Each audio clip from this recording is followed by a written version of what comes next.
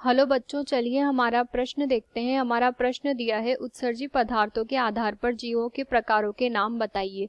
तो अगर इस प्रश्न की हम यहाँ पर बात करें तो इसके अंतर्गत हम देखते हैं मुख्य उदाहरणा। तो मुख्य उदाहरणा के अंतर्गत हम यहाँ पर कह सकते हैं कि सामान्य रूप से यहाँ पर जो जीव जंतु होते हैं ये यहाँ पर विभिन्न विभिन्न प्रकार के जो है उत्सर्जी पदार्थ उत्सर्जन में करते हैं। अब इसके पश्चात अगर बात करें कि जो उत्सर्जी पदार्थ होते हैं इनके आधार पर भी यहाँ पर जो है जीवों को वर्गीकृत किया जा सकता है। जो उत्सर्जी पदार्थ होते हैं ये अलग अलग प्रकार के होते हैं, जैसे कि अमोनिया, यूरिया व यूरिक अम्ल। तो हम यहाँ पर 3 श्रेणियों का निर्माण करते हैं, जिसके अंतर्गत पहला जो होता है उसमें यहाँ पर अमोनिया का उत्सर्जन करने वाले आते हैं, जिन्हें हम यहाँ पर जो है अमोनिया टैलिक के नाम से जानते हैं। अमोनिया टैलिक हम इसे कह लेंगे।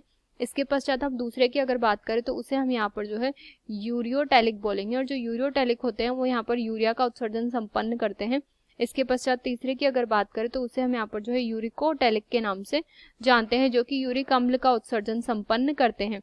इसके पश्चात अगर अमोनिया टैलिक की हम बात करें तो इसमें यहाँ पर जो उत्सर्जी पदार्थ होगा उसे हम यहाँ पर कह सकते हैं कि वो यहाँ पर जो है अमोनिया होगा, जिसके लिए जल की बहुत ज्यादा आवश्यकता होती है।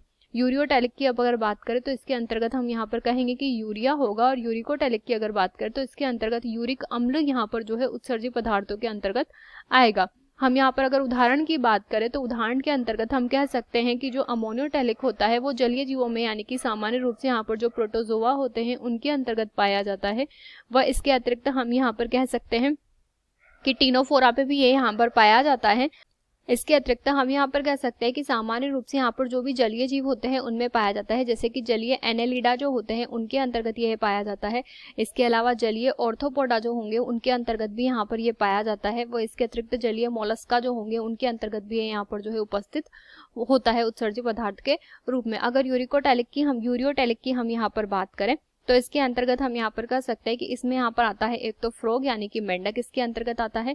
इसके अतिरिक्त यहाँ पर जो उपास्थल मछलियां होती है वो भी इसके अंतर्गत यहाँ पर आती है। तो उपास्थल मछलियां जो होती है वो यूरिया का उत्सर्जन यहाँ पर संपन्न करती है। और अगर यूरिकोटैलिक यानी कि यूरिक अम्ल के उत्सर्जन की हम बात करें तो ये यहाँ पर सामान्य रूप से इंसेक्टा यानी कि कीड़ों में पाया जाता है। इसके अतिरिक्त यहाँ पर जो पक्षी होते हैं एव्स जो होते हैं उनके अंतर्गत भी यहाँ पर ये पाया जाता है। तो आशा करते हैं आपको ये प्रश्न समझ आया होगा। धन्यवाद।